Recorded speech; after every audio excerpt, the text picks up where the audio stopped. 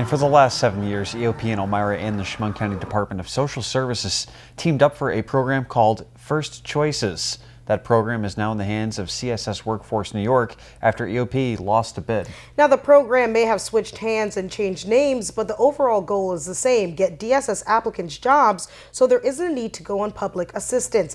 Now, I spoke with CSS Workforce New York earlier today on how this program will get the people of Chemung County working. If you are in need of public assistance, you would go to your county's Department of Social Services, fill out an application, and become a recipient. For those in Chemung County, the Department of Social Services is throwing a good wrench into that plan by working with CSS Workforce New York. We are going to come up with an entire suite of services specifically for those folks to really ensure that they have the kinds of training, skills, and the guidance and support to find work. This Pathways to Employment program isn't new to Chemung County. It was previously known as First Choices when it was with EOP in Elmira. Now, after CSS Workforce New York won the DSS request for proposal, they say it made perfect sense for them to take control.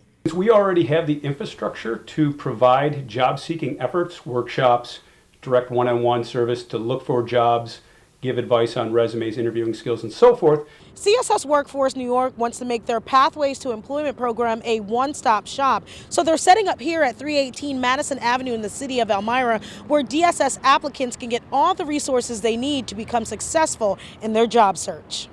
When an individual comes in, we will be taking a holistic approach.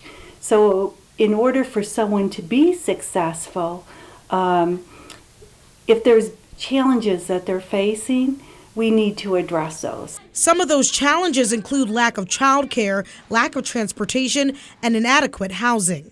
Whether it's job skills, conflict management, resume development, it's going to be hands-on.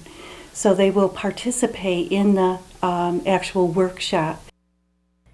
And CSS Workforce New York says it will gauge the success of the program by not just placing a person in a job, but whether that person is able to keep the job. Now, the organization says they are expected to follow up with those individuals 6 months to a year after they leave the program.